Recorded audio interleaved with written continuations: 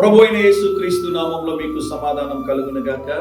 Shalom. ఈ ఉదయకాల సమయం కొరకు 98వ కీర్తన మొదటి వచనం.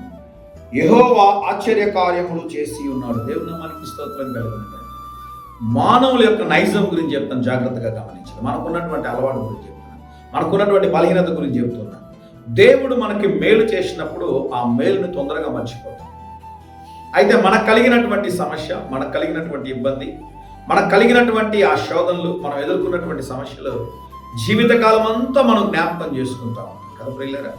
అయితే దేవుడు చేసినటువంటి మేలులు అనేక సార్లు మనం మర్చిపోతుంటాం. కొంతమంది దేవుడు ఎన్నో మేలులు చేసి ఉంటాడు, ఎన్నో అద్భుత కార్యాలు చేసి ఉంటారు. కన్నీరు గార్చి, ప్రభువా నాకు ఇక వేరే మార్గం లేదు ప్రభువా, దారులన్నీ మూయబడ్డాయి ప్రభువా, నేను ఇక నా జీవితంలో ముందుకు కొనసాగలేను ప్రభువా, నా జీవితాన్ని నేను అంతం చేసుకుంటున్నాను ప్రభువా, నేను ఇక బ్రతకలేను ప్రభువా అని చెప్పినటువంటి వారు కూడా దేవుడు కృప చూపించి దేవుడు ఒక అద్భుతం చేసిన తర్వాత దేవుడు చేసిన మేలుని, అద్భుతాన్ని మర్చిపోయి ప్రస్తుతం ఉన్నటువంటి తాత్కాలికమైనటువంటి సమస్యల గురించి, తాత్కాలికమైనటువంటి ఇబ్బందుల గురించి, ఇప్పుడున్నటువంటి సమస్యల గురించి అధికంగా ఆలోచన చేస్తూ దేవుడు నాకు ఎందుకు సహాయం చేయడం లేదు, దేవుడు ఎందుకు నా ప్రార్థన వినడం లేదు, దేవుడు నా ప్రార్థన ఎందుకు ఆలకించడం లేదు, దేవుడు నన్ను ఎందుకు నడిపించడం లేదు అనుకుంటా ఉంటాను.